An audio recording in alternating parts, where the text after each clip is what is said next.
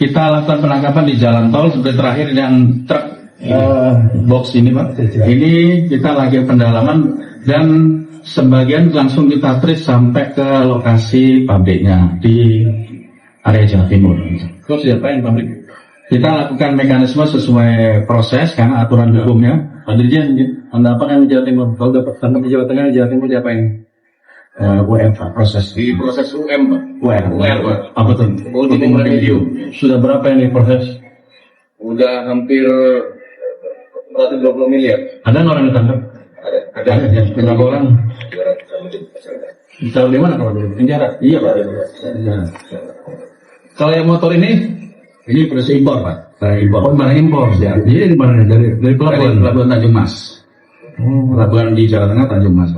Ya. Ini satu kontainer impor ini. Apa? Campur. Barangnya diangkut lewat paket yang diangkut ini. Siapa yang punya? Di perusahaan. Ya. Jadi importer berisiko tinggi yang kita lakukan pendalaman di Tanjung Mas. Di mana orangnya sekarang? Kita terus lewat identitas entitas nama perusahaannya. Ditangkap belum? Belum penelitian itu untuk mengarahkan ke aturan hukumnya. Pak Dirjen yang gini orangnya sampai lepas ya. Kalau barang kan gampang. Tapi kalau orangnya tetap berkeliaran, besok dia impor ilegal lagi. Saya mau memberi pesan ke impor ilegal. Karena masalah lagi. Karena dibuat aja di jalan. Download Tribun X sekarang.